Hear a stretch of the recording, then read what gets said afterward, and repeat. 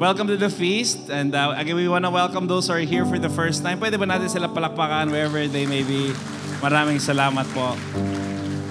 To our first-time guest, you are an answered prayer. So my name is Jan, and I'm the one tasked to build this feast in this side of Makati. So maraming salamat po. For those who are online, we understand na talagang sobrang init, sobrang traffic yata sa labas ngayon. And I pray that the Lord will just bless you as well kahit na online. Talagang allow the Lord to speak to you in whatever platform that you may be receiving this right now. Amen? Are you ready? Today will be very, very special because God will bless you mightily. In the name of the Father, and of the Son, and of the Holy Spirit. Amen. Let's all pray together our favorite prayer at the feast. Today, I receive all of God's love for me. Today, I open myself to the unbounded, limitless, overflowing abundance of God's universe. Today, I open myself to God's blessings, healing, and miracles. Today, I open myself to God's Word, so I become more like Jesus every day. Today, I proclaim that I am God's beloved. I am God's servant. I am God's powerful champion. And because I am blessed, I am blessing the world. In Jesus' name, amen, amen. Father in heaven, I lift up to you every person in this room and online. You know the state of not only of my heart, of my whole being. You know me, truly. And there's no use to pretend before my King, before my Creator. So Father, help me move on. Help me move forward. Help kahit isang step lang. Help me, Lord. Connect me to the right people. Connect me with your grace tonight.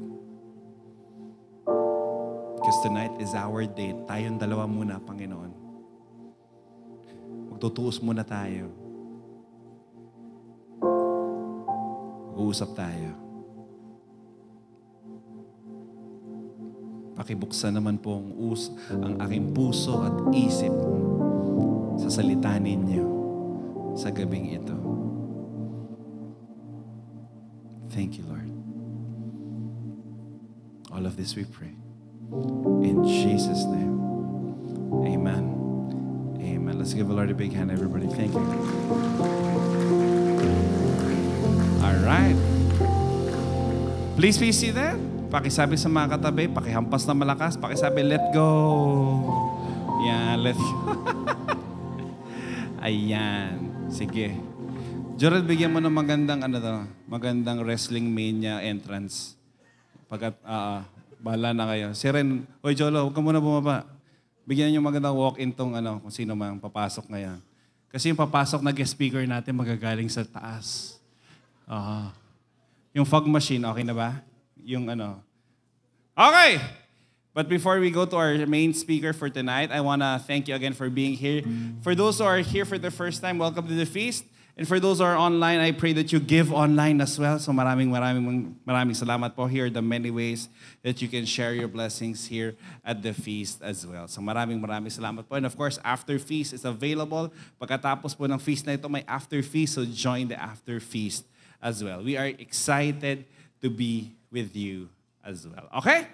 So for tonight, again, once a month, I'm inviting a guest speaker at a very, very special ito sa aking puso. Talagang kung may request kayo, bro, second ka lang sa listahan. J.O. Gawin talaga yung first. Just to be honest with you. Talagang feeling ko mas magaling ka naman doon. Biro lang, baka nakikinig si Jay ngayon. But you know, isa siya talagang tinatanungan ko. Kung may tanong kayo about liturgy, kung may tanong kayo about anything about our faith, actually, ang dami po namin assignment kayo. May paper kaming gagawin sa aming klase. Wala po ako ibang kinokopya. And tinatanungan. Kundi, itong ating in-invite for tonight. And with the love of the Lord, let's all give a big hand. The feast builder of feast. Kung saan ka man. Kung saan ka, hindi, probinsya po galing yan. Let's all welcome Brother Randall Serrano! Nakita mo?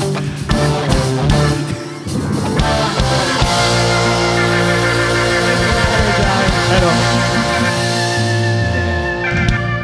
Feeling ko ako si Brother Obet eh. Gaganto na sana ako eh. Good evening, everyone. It's nice to be back here. And alam ko, gulat na gulat kayo. Hindi ako si Brother Odi. No? I always get that a lot. I always tell you. And I'm Brother Randall Joseph Serrano. I am from Feast BGC. Bagong Grand Central. Yan. Sa Caloocan. Yan ang feast ko. And I'm also a radio anchor sa Gabay sa Biblia sa Radyo Tuesday edition na nagsasabi sa inyong kung dumilat ka na, gising ka na, at kung gising ka na, bless ka because every gising. Amen. Sino po mga nakikinig po dito sa akin? Sis, thank you. Grabe. Ang init ng pagtanggap nyo rito sa Makati. Sobra. Sis, anong pangalan mo, sis? Bea. Ang promise ko sa iyo, babatiin kita simula alas 5 ng umaga hanggang 5:30 a.m. Ikaw lang ang babatiin ko. Sila, wag sila. Hindi sila kasali. Di ba? But yeah, that's why, kaninang umaga, kaninang madaling araw, that's our, every Tuesday, I go to Veritas 846 for the Gabay sa Biblia sa radyo. And I'm happily married. I have 3 kids. 2 ay college na. Ayan, alam ko, nagugulat kayo sabi, ay, wala sa itsura. Di ba? Ganyan din yung, may friend akong ganyan, sabi niya, uy, yung bata mong tignan. Alam mo, kinabukasan, nag-breakfast ng Cerelac. Ganyan. And I'm working student. I work as a unit manager in FWD Insurance. Meron po ba mga taga-insurance dito? Ayan. More blessings for all of you. And I'm a working student. I'm studying right now. I'm taking masters in theology, in pastoral ministry. Magka-classmate kami ni Brother John at Don Bosco School of Theology, taking masters in pastoral ministry in family and counseling. Meron bang magulo buhay dyan? Di ba? And yeah, and today it's a blessing. I think it's my 4th time here dito sa Feast Makati. Sobrang blessed ko. Nabe-bless po ba kayo? Parang wala kayong, kanina ko pa pinagmamasan habang worship, ganyan-ganyan lang. Kumain na ba kayo? And today, I'll be speaking about jumpstart. Sabihin mo nga, jumpstart. Ganda na sinabi ni Brother John kanina. April pa lang. April na. Alam mo, parang pagod na, parang feeling mo mga July na. Ngayon, Lord, sana matapos na to. O kaya, Tuesday pa lang, parang feeling mo Friday. Loko, Lord, ano ba yun? Sana matapos na. Gusto ko na magpahinga. Di ba? Are you tired right now? And today, I'd like to share with you my one big message. My one big message for you is this. It's not over. Can you tell somebody beside you, sabi mo, it's not over. Umaasa ka pa rin ba? Kakausapin ka niya? Ire-reply niya yung message niya sa iyo? Umaasa ka pa rin ba? I want to tell you, it's not over. Sis, parang ang lalim ng hugot mo. Di ba? It's not over. Pero meron akong payo sa iyo. At least pwede mong sabihin, at least. Sabi mo, at least, hindi ako ang umayaw. Ikaw ang bumitaw. Di ba? Yung mga hugot. Sige. So, my one big message for you is, it's not over. And, kwento lang ako, no? I was invited to give a talk, a retreat sa Tagaytay. Tapos, so, it was scheduled like 3 months way ahead. Tapos, excited ako. I was so excited. It was scheduled on June. Tapos, na-cancel. Tapos, na-move, and then scheduled. And excited ako. Wala akong sasakyan during this time. May motor ako. Nakamotor po ako. So, syempre, ako po ay, ang district builder ko po si Brother Arun Gogna. Yan, siya po ang district builder ko. I belong to Kamanalabang District. Oh, Caloocan, Malabon, Navotas, Alabang. Ayan, yan po yung district ko. Kaya nakamotor ako dahil kay Brother Arun. So, ako taga-benta niya ng payong. Si Jan ang taga-benta ng kulambo. Yan. So I was there. I came early. Pumunta ako sa Tagaytay. Alam niyo, ito yung panahon na pumutok yung Taal Volcano. Kaya, naalala niyo yung gumising tayong lahat, tapos parang magugunaw na yung mundo. Alam niyo yun? Puro smog dito sa Manila. Di ba, ang itim-itim. And I took a ride with my motorcycle. And then, punta ako doon. Ang aga ko sa Tagaytay. Tapos tinawagan ako, sabi ko, Father, I'm already here dito sa Tagaytay. Brother, sabi niya, brother, hindi ka ba nasabihan? Bro, cancel ng retreat. Di ba? Nandun ako sa Tagaytay, pumuputok yung bulkan. Tapos sabi ko, anong gagawin ko? Shucks, buti na lang, I decided to go to, yung mother ko kasi, doon nakalibing sa Dasmariñas, Cavite. My mother passed away last year, and she's in Dasma. So I decided to visit her. Nag-spend na lang ako ng time to visit her sa Dasma. And then I stayed in my ate's house in Dasmariñas. So ang ginawa ko, naghintay ako doon. So naghintay ako until such time that sabi ni Brother Arun sa akin, si Brother Arun pala, no, dala ng matinding pangangailangan, di ba? Nagbibigay siya ng team building doon malapit sa Taal, di ba? O kita niyo naman yung Brother Arun, di ba? Pumuputok na yung bulkan, nagbibigay pa ng retreat. And, ng team building. So yung sabi niya, sige, punta ka na lang dito. Sabi ko, na-cancel yung retreat, punta ka na lang dito. Tapos samahan mo kami, mag-lunch tayo. So excited ako. Pag-start ko ng motor ko, ayaw mag-start. Naiiwan ko pala siyang nakabukas. Sino may mga nagmumotor dito?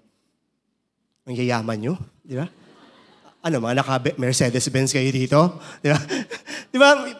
So, I started it, tapos ayaw. Sabi ko, paano kaya to? Hindi kasi ako handy-dandy na person. Pag may nasira sa bahay, I remembered my sister-in-law asked me to fix our doorknob. Nagawa ko naman, pero umiikot lahat.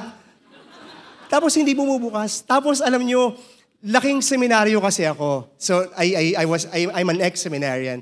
So I entered at 15 years old, I'm in the minor seminary. Tapos I entered San Carlos Seminary. Kaya lang God has a different plan kasi nga humarot nga ako, di ba? So hindi ako naging pare. So ayan, alam niyo pag may nasisira sa bahay, anong ginagawa ko? I just pray it over, Lord, gawin mo tong washing machine namin, Lord. Ganyan. I remembered, hindi rin ako marunong sa sasakyan. No, may isa akong experience while driving, nag-overheat na yung sasakyan ko. Tapos hindi ko alam kung ano yung gagawin ko. Alam yung ginawa ko? Ipinlay ko yung Chaplet of the Divine Mercy. Imagine niyo yung sasakyan ko masisira na at piniplay ko, You died, Jesus, by the source of life. Ganon. At buti na lang malapit ako sa loob ng simbahan. I called up my friend, my MD, sa Caloocan. And binisita niya ako. Binuksan niya yung hood, tapos chinek niya. Tapos sabi niya sa akin, binuksan niya yung radiator. Sabi niya, bro. Sabi niya sa akin, bro, yung radiator nilalagyan ng tubig yan, ha? Ay, sabi ko, ganun ba? Akala ko dinadasalan lang yan. No? Akala ko dinadasalan lang. So what I did, naggaling-galingan ako, tinanggal ko yung baterya. Kasi alam ko, dadalihin ko sa pagawaan. Ang alam ko, recharge ko lang siya. So that's what I did. I removed the battery. Tapos, ginawa ko, tingnan niyo ako ha, ito yung motor ko, ginawa ko yung battery, dinetouch ko lahat, tapos isinira ko siya. Tapos punta na ako sa pina-recharge ko. Nung babalik na ako, after an hour daw, babalik na ako, I remember, nung bubuksan ko na, nalock pala siya sa loob. Hindi pa, kasi nga walang battery, so hindi ko siya masususian. Tapos meron siyang susi na maliit. If you see in the slides, ayan, may susi yan na maliit. Nasa isang wallet ko siya. I'm living right now at Valenzuela. So kailangan ko ipalala-move yung susi, and costed me like 650 pesos. Imagine, para lang sa susi na yan. So okay, dumating, mga gagabi na. Sabi ko, Brother Arun, something happened. I won't be able to go there. So sabi ko sa kanya, hindi na ako makakapunta. Heto na nung dumating yung susi, sobrang tuwa ako. Kuya, naku, thank you, binigyan ko pa siya. Binigay ko mga 3,000. Thank you, kuya. Pasensya ka na, walang-wala ako ngayon, sabi ko sa kanya. Ganyan kami kalakas sa FWD. Sabi ko sa kanya. So, nung binubuksan ko na, nailagay ko yung battery, ayaw mag-start. Yung pala yung battery, meron siyang nakakabit na isang bakal pang isa. along the way nang dinala ko sa recharging area, nalaglag sa kalye. So imagine, kailangan namin maghanap ng kuya ko isa-isa sa kalsada just to find it. And the Lord is good. We were able to find the battery. Tapos okay na. Sabi ko, makakauwi na ako. Mga alas 11 na ng gabi to. No? Imagine from Dasma to Valenzuela. And this may be our shared experience. Na tayo rin, April na, bilis no? April tapos magme-May na. Buti na lang, di pareho ng experience natin noong yung January. Di ba? Naalala nyo yung January? Parang napakatagal. January 42 na. Wala pa rin yung February. Di ba? Pero ngayon, April na, magme-May na tayo. Napakabilis ng araw. Pero anong feeling mo? Minsan, dead bat ka na. Dead bat ka na ba? Are you struggling right now? Are you stuck right now? Siguro yung pinaplano mo nung January, ganito yung magiging first quarter ko, pero hindi yun yung nangyari. Feeling mo ubus ka na. Feeling mo you gave everything, tapos ubus ka na, stuck ka na. Are you stuck right now? Today, I'd like to tell you the story of Lazarus. You know the story of Lazarus? When he was raised to life. Hindi ko na bubasahin ng buo. Ikukwento ko na lang. Ibinalita ni Martha and Mary that Lazarus is sick. May sakit siya. Sinabi sa kanya. And Jesus was in Judea that time. So sana pumunta ka dito sa Bethany. And imagine, si Jesus was being persecuted in Judea. Ganda yung situation ha. Tapos, hindi nakapunta agad si Jesus. Bumalik siya ng Judea. Instead of going to Bethany, hindi siya nagpunta ron. Hindi siya pumunta agad sa Bethany. At anong sabi niya? No? When it was time to go there, Jesus saw Mary, no? Si Mary. Dito tayo sa umpisa muna. Sa next slide. First slide, sorry. So, Jesus had stayed outside the village at the place where Martha met him. When people who were at the house consoling Mary saw her leave hastily, na nakita ng mga kasama ni Mary, no? Mga marites eh. Nung makita nila, ay ano kaya yun? Puntahan natin si Mary. And they assumed she was going to Lazarus' grave to weep. So they followed her. When Mary arrived and saw Jesus, she fell at his feet and said, Lord! Alam niyo itong gospel na to, this is highly emotional. Very graphic. Lahat ng emotion nandito. Lord, if only you had been here, my brother would not have died. Minsan na ba naitanong mo na sa sarili mo yan? Lord, sana sinagot mo agad yung panalangin ko. Lord, sana dininig mo yung panalangin ko. We've been praying for a good career. I thought I'd get promoted. Or you've been struggling financially. Lord, have you ever said that to yourself? Lord, if only you had been here, my brother would not have died. When Jesus saw her weeping, and saw the other people wailing with her, a deep anger welled up within him. Nagkalit siya. And he was deeply troubled. Tinanong niya, saan niyo siya nilagay? Saan niyo siya nilagay? Sabi sa kanya, Lord, come and see. Sinabi ni Mary, tingnan niyo, mahal na mahal niya yung kapatid namin. Pero anong sabi sa kanya? Nung pinabubuksan niya na yung bato, anong sabi sa kanya? Sabi niya, Lord, sabi ni Mary, Lord, 4 days na siya na nasa loob. Baka ang baho na niyan. Lord, for sure, ang baho na niyan. Anong sabi ni Jesus? Your brother is not dead. He is just sleeping. Yan ang sabi ni Jesus. And then Jesus shouted, Lazarus, come out.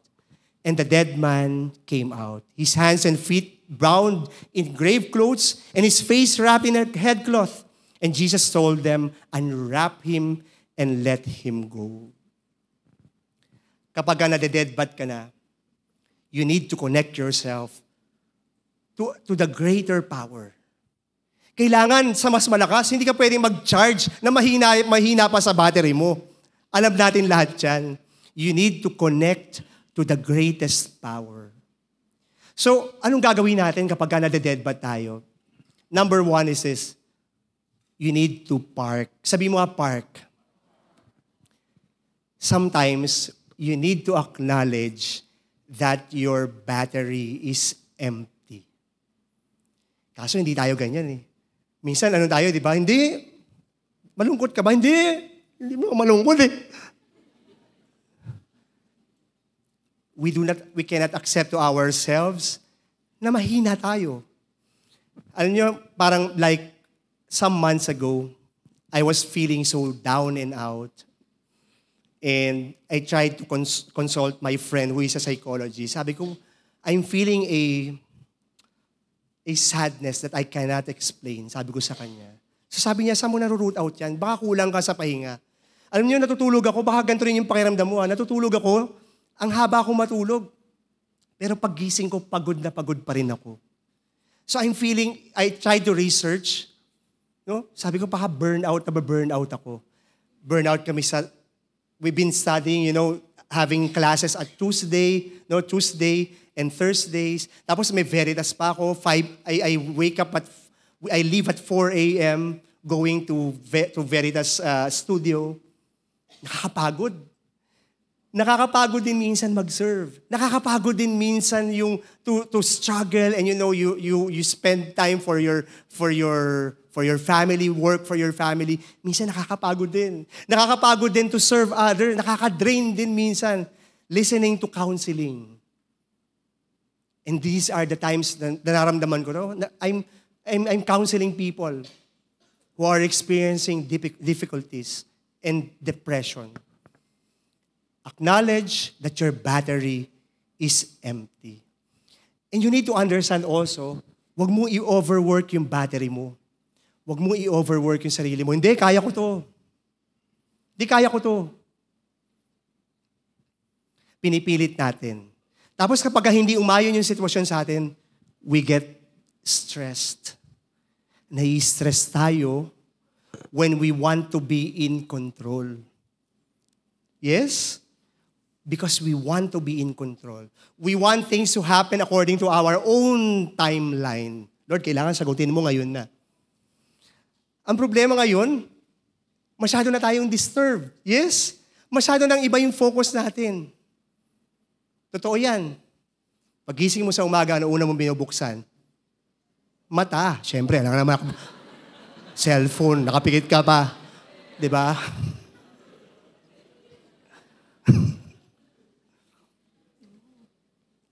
You need to accept that there are just things in life that you cannot control. Do I hear a loud amen? May mga bagay talaga na dumadating, hindi mo makokontrol.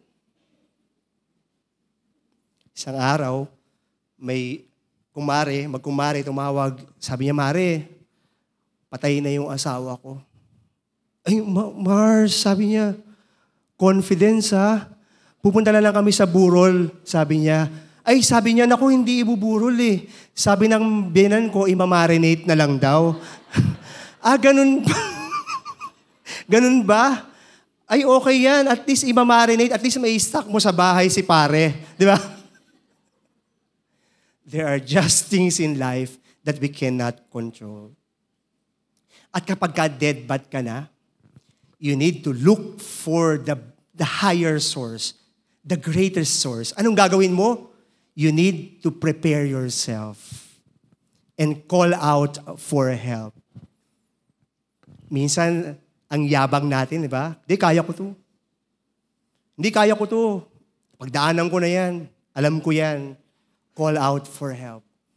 You need to call out for help.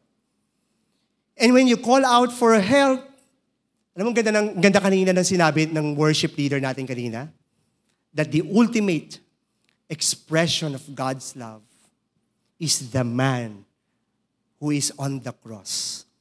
Naalala ko si Father Franz Dizon. Have you ever asked yourself, pagkabuhay, sabi ni Brother John kanina, Easter na, dapat masaya tayo. We are an Easter people. Pero have you ever asked, wondered why? Bakit ang nilalagay natin is the crucified Christ? Have you ever asked that? Di ba dapat Easter na? Dapat yung Easter Christ ang nilalagay natin. Bakit yung wounded? Bakit yung nakapako pa din? And this is we are reminded that we use the lens of the Paschal mystery. Parang last week, binanggit ni Brother Jan sa talk niya, that Jesus suffered, died, and after 3 days, He rose again. Mabubuhay. Hindi lahat paghihirap. Hindi lahat puro pasakit. Meron ding victory. Do I hear an amen? Sabihin mo sa katabi mo, huwag kang matulog. Huwag mong umpisahan. And for you to get the source, the energy from the power, you need to open yourself. Do you still pray? Wala na, pagising sa umaga, di ba? Tinitingnan mo? Tinitingnan mo yung cellphone mo. Kung marami na nag-like doon sa pinost mo. Tapos ang lungkot mo kapag katatatlo pa lang, uy, Beshi, paki-like naman yung pinost ko, 6 pa lang tayo rito. Baka pwedeng pa-share na din. Di ba? Open yourself to God. Seek God. Pagising sa umaga, let's seek God. Hanapin natin ng Diyos. Hanapin natin ng Diyos. Kaya alam nyo, napakaganda ngayon, ang dali na magdasal kasi ang dami na, even the app, the Feast app, nababasa natin yung Didake, nababasa natin yung Gabay, and all that we have in the feast, yung mga feast talks natin, use it. Gamitin natin. Ganyan kasi tayo mga Gen Z. Ang Bible natin, nasa cellphone na. Di ba? Ganyan kasi tayo. So use it. I remembered a meme in Facebook that says something like this. Do not say that is the end of everything when you have not opened the love letter of God. Yan ang love letter ni Lord. Read it. I saw a post from a priest. Sabi niya, sana yung cellphone natin, ganun din yung Bible, di ba? Ganun din natin kamahal. Di ba pagka ikaw, pagising mo sa umaga, di ba, hanapin mo yung cellphone, ay, saan yung cellphone ko? Sana ganun, ay, yung Bible ko. Di ba? Kahit sa ka magpunta, bit-bit mo. Kaso, tayong mga Katoliko, di ba? Ano raw ang difference ng Biblia ng mga Protestante at Catholic? Kasama ba yun? Yung Bible daw nila, amoy kilikili. Tapos sira-sira na bakit? Kasi gamit na gamit. Pag Katoliko ka, naka-plastic na, inaalikabok pa. Open the Word of God. Stay connected to Jesus. Do I hear an amen? Tap the person beside you, sabihin mo sa kanya, stay connected to the Lord. Tapos yung story, I want to go back, itong story na to, lagi tayo nakafocus kay Jesus. Lagi tayo nakafocus kanino? Kay Lazarus. But we haven't explored the story of Martha and Mary. Alam niyo, sobrang lungkot nila. Bakit? Namatayan sila eh. Nawala yung kapatid nila. That's why they asked Jesus, Lord, sana kung dumating ka lang, buhay pa yung kapatid namin. And I want to go there in that realm of Martha and Mary na sobrang lungkot. Di ba kapag ka nakakaranas ka ng problema, nakakaranas ka ng mga challenges, minsan di mo maiwasan malungkot, di ba? Feel mo, mag-isa ka lang. Feeling mo, hindi ka naririnig ng Diyos. Tama? Minsan parang, nag-feast naman ako, nagdadasal naman ako, but parang hindi ako naririnig ng Diyos. I want to give you this message. God will meet you in your lonely place. Sabi mo nga sa katabi mo yan, God will meet you in your lonely place. Kapag nasisiraan ka na ng loob, nawawalan ka ng pag-asa, always remember that God will meet you where you are. God will meet you in your lonely place. That's why you need to attach. Sabi mo nga, attach. You need to connect to God. You need to connect to the greatest power. Alam mo, ang hirap kapag ka nagdadasal ka, no? When you are waiting for something. Let me tell you the story. Sometime in October last year, these two young aspirant to be a doctor asked prayers from me. Sa Feast Caloocan po kasi, right after the feast, meron kaming prayer session always, yung healing ministry. I would spend time with people who praying for those people who are asking prayers. And brother, magtitake kami ng board exam. Kung si Jan ang patron saint ng mga nagtitake ng insurance commission exam, well, ang isang mapapagmakalaki ko lang, ako po ang patron saint po ng mga board exam.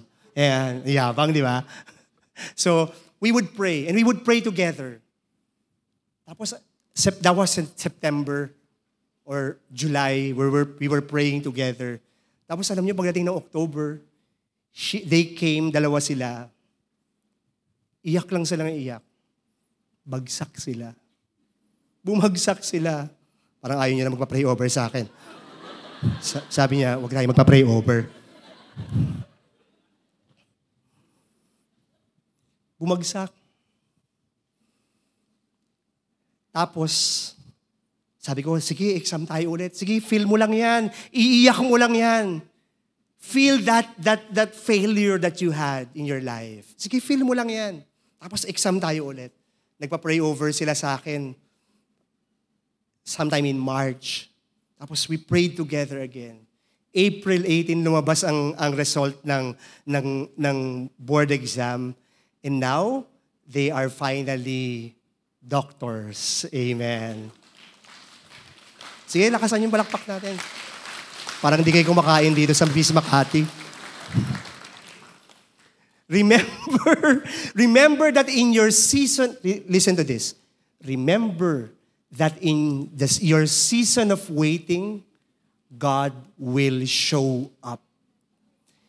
Remember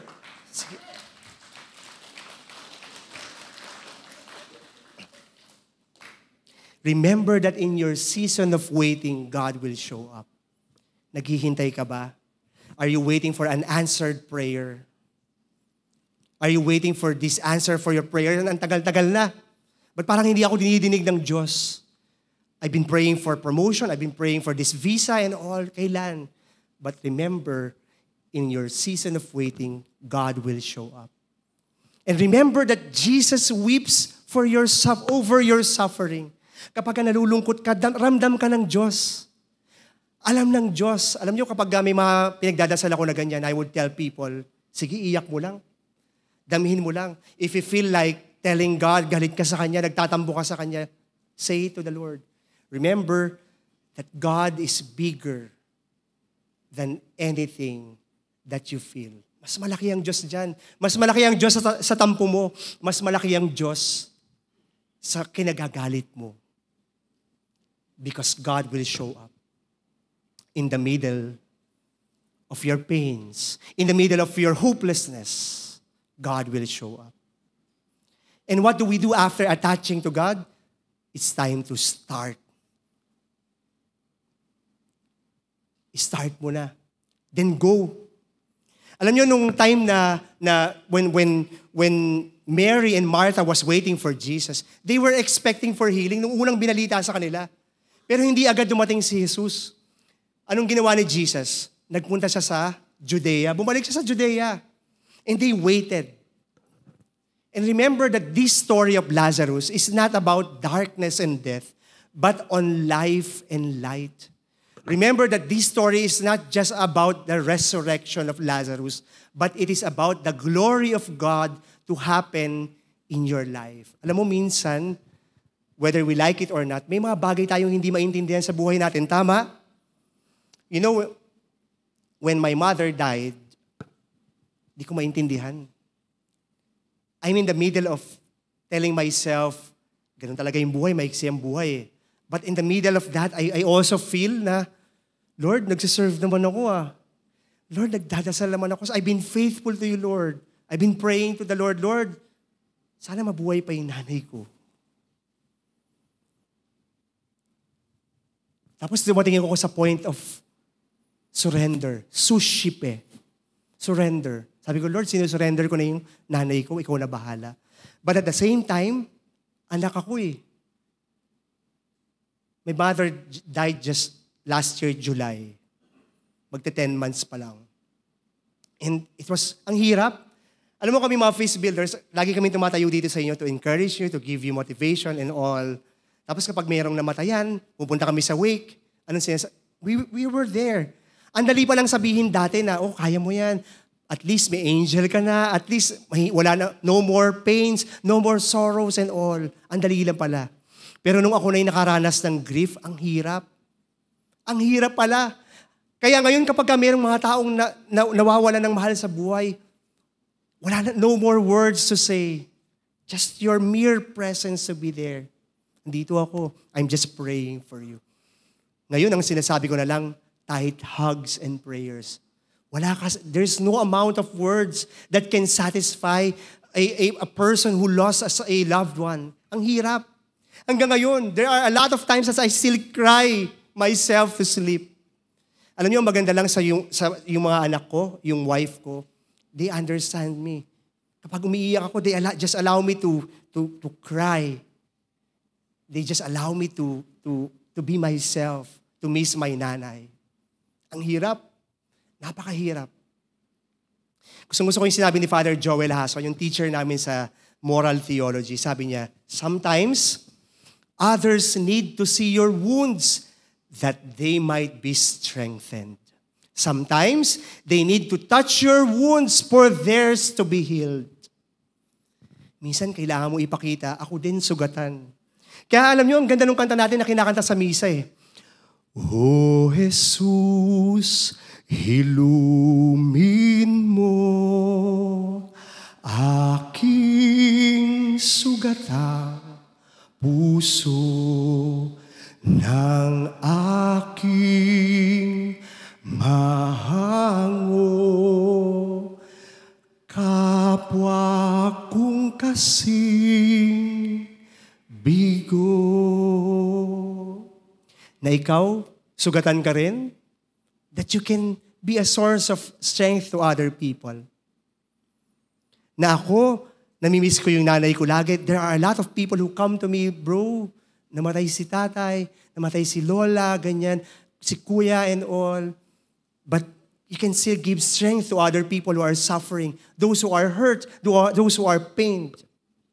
Remember this, my dear friends, that your healed wounds, no? Sabi ni Father Joel, turn a test into a testimony. Dadating ang panahon, yung pain mo will be a story. Alam mo, dati pinagdaanan ko rin yan. Alam mo, dati I went through depression. Ganyan din na naranasan ko. Pag kailangan mo ng kausap, nandito lang ako ha. Huwag kang susuko. Huwag kang bibitaw. Laban lang. Your pain will be a source of strength to other. Your mess into a message.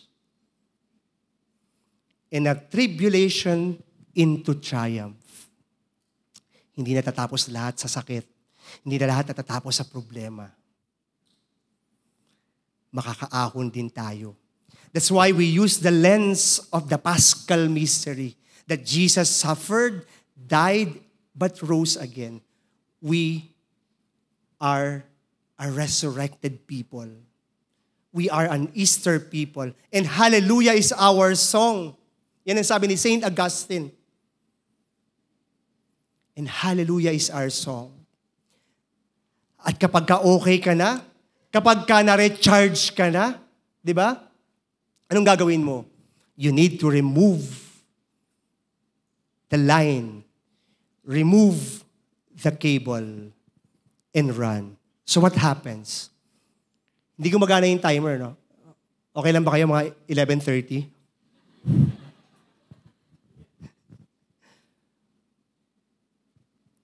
Anong sabi ni Jesus? Take off the grave clothes. Jesus did the impossible. He raised Lazarus from the dead. He commanded those nearby to do the possible. Help Lazarus out of those restrictive grave clothes. Remember this. Someone, sabihin nyo nga to, say it with me, someone has to remove your grave cloth. Alam niyo kaya ito yung importansya kung bakit meron tayong mga light group. Meron na ba kayong mga light group? Join the light group. If there is a light group, if you approach somebody there, I want to belong to a light group. Na kahit tayo pare-parehas tayong mga sugatan, we give strength to each other. We give support to each other. Support group natin yan eh. Support group natin yan. So find a light group. Here at Feast Makati Salcedo. Sasabihin ko sana Feast Bellevue. Sorry, we're the rich, you know. Find a light group. Kailangan din merong magsasabi sa'yo, kaya mo yan. Huwag kang bibitaw. Huwag kang mawawala ng pag-asa. Find a light group. God did not make any qualification to those who moved the stone and those who removed the grave cloth. All of us, listen, all of us can be a wounded healer. Tingnan mo nga yung mukha ng katabi mo. Sige, tingnan mo. Sugatan ba yan? O kumukuha na kaagad ng betadine, ang bilis naman. Sugatan ba yan? Tingnan mo yung katabi mo. You can be a wounded healer to that person. And that person can be a wounded healer to you. And we can be a wounded healer to a world that is hurting. A world that is in pain. One time, last week, I gave a talk on a Friday. I was about to stand up. I received a message. Bro, can you pray for me? Bro, I'm having panic attacks. Kasi itong tao na to, hindi ko naman siya kina-counseling, but I've been talking to this person kasi meron siyang depression. And time and again, he would experience panic attacks. Tamang-tama, yung slides ko, nakalagay doon, it's okay not to be okay. What I did was, took a picture, send it to him. Grabe ang iyak niya. Iyak siya ng iyak. Iyak siya ng iyak. Alam mo, I want to tell you, it's okay not to be okay. Do not pretend, kaya ko to. Kaya ko to. Seek help to the one who has the greatest power, who has overcome death and everything, who defied death. My dear friends, Lazarus recreated his life by allowing Jesus to use him. Hayaan mo yung sarili mo na mahalin ka. Minsan pinipigilan natin. Hindi, kaya ko to. Allow Jesus to use you. Kaya nga dito sa feast, ang ganda ng prayer ni Brother John, di ba? That we become channel of blessings. Yes?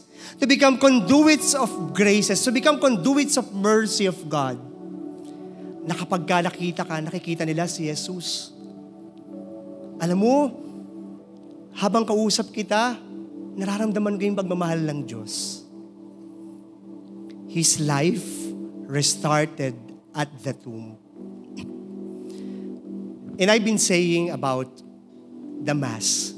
Nagpupunta tayo sa misa. Alam mo, nung seminarista pa ako, syempre pangarap ko maging pare, no? Talagang pinapractice ko na yan. Oh, tama-tama si Migs, si Reverend Migs, kaka-ordain lang, no? Di ba? Parang ang lungkot ng iba. Ay, di ko na siya. Nung seminarista ako, I would practice that on the night he was betrayed.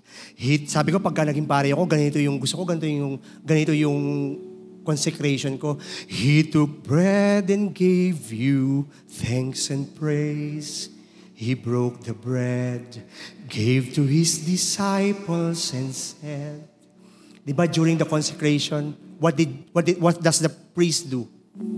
He took the bread, blessed it, gave you thanks, broke it, and gave it to his disciples and said, my dear friends, we see life in the lens of the Eucharist. Hindi lang tayo basta nagse-celebrate. Hindi lang tayo basta umattend ng misa. Hindi lang tayo basta nagsimba. Para kunyari magaling ako ha. Pamalak pa kayo pagkatapos ha. Sige. Inaral namin ito ni Brother John. Lex credendo, lex orandi, lex vivendi. Feeling ko, scholarly ang dating ko, di ba? Anong ibig sabihin? The law of what we believe in is what we pray to. Yung pinagdadasal natin. But it's what we live also. Isinasabuhay natin.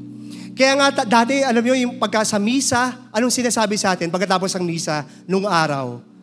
Mami, nung araw po, yung misa, di ba? Anong sinasabi ng pare pag natatapos na? Ihite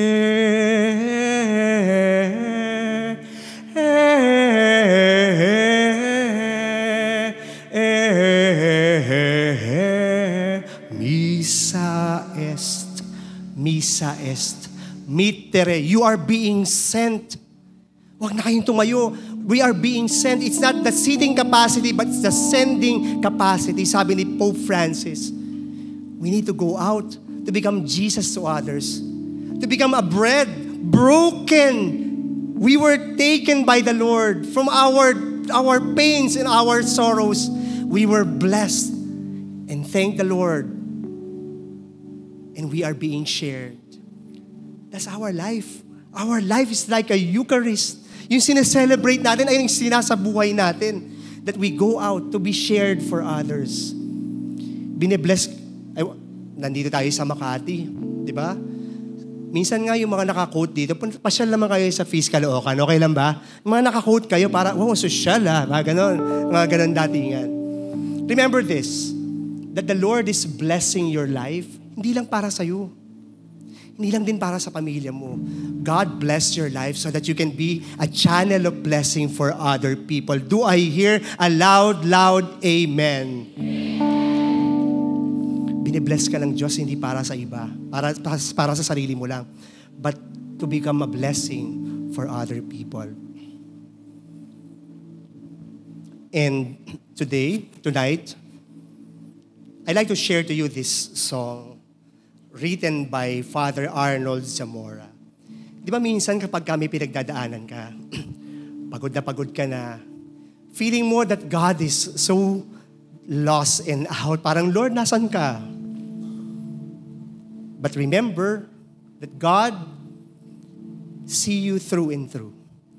God will see you through in your pains, in your sorrows, and your suffering. Alam nyo ito, I asked Brother Vic Jolin sa Feast Bellevue. He arranged it for me. And I want you to reflect on this song and the lyrics of the song. And, sige, bro. Teka lang, ihinom lang ako. Wait lang.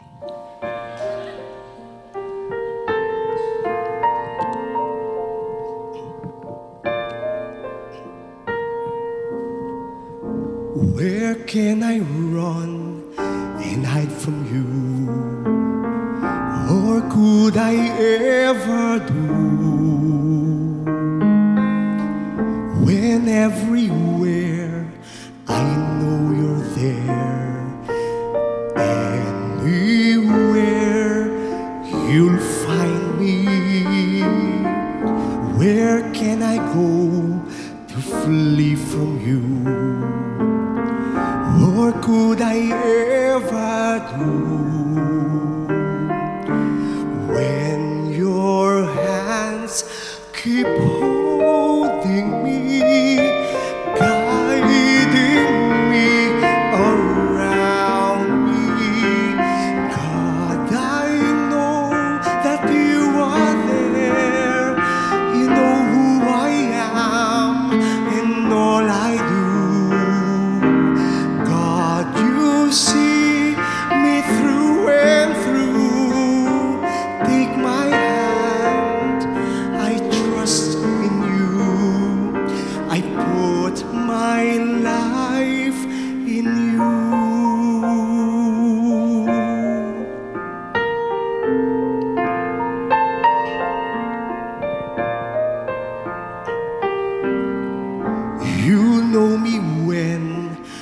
I sit to stand.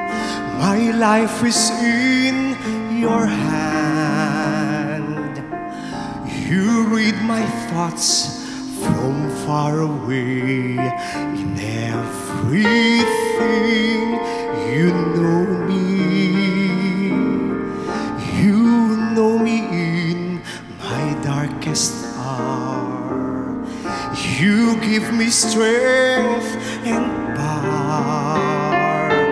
You are there beside me, watching me for always. God, I know that you are there. You know who I am and all I do. God, you see me through and through. Take my hand, I trust in you. I put my life in you. For all the wonders that you gave me, for all the wonders that you do, for all of this I'd like to thank you and praise you. God, I know that you are there. You know who I am and all I do. God, you see me through and through. Take my hand, I trust in you. I put my life in you.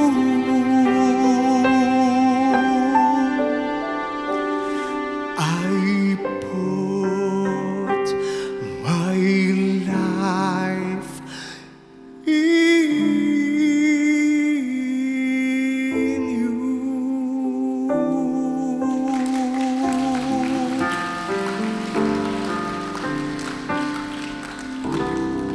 Can I ask you to stand?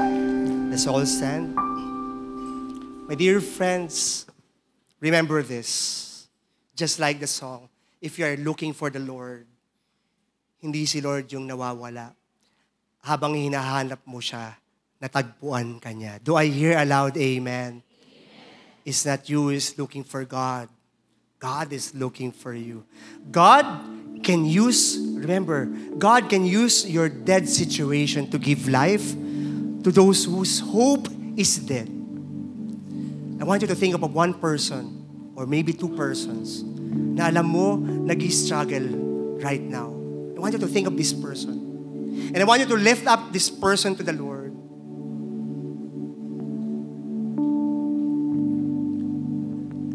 Your life is broken and shared for others.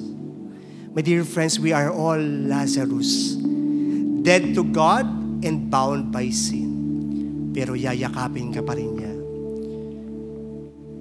Tonight, my dear friends, as I end my talk, that's the message of God for you. Be a wounded healer. That each time we go out from the Mass, ikwento mo. Imarites mo si Lord. Imarites mo si Jesus. Sabihin mo, I received Jesus today. And I want you to feel also the power that I felt, the love that I felt, the embrace that I have during the Mass. And be a source of strength for other people. My dear friends, deadpat ka na ba? Ubus na ubus ka na ba? Connect to the greatest source. Hindi pa tapos ang Diyos sa buhay mo. It's not yet over. I want you to find 4 persons. Tell that person, sabihin mo, it's not over. Sige, sabihin mo sa kanya, it's not over. Hindi pa tapos ang Diyos.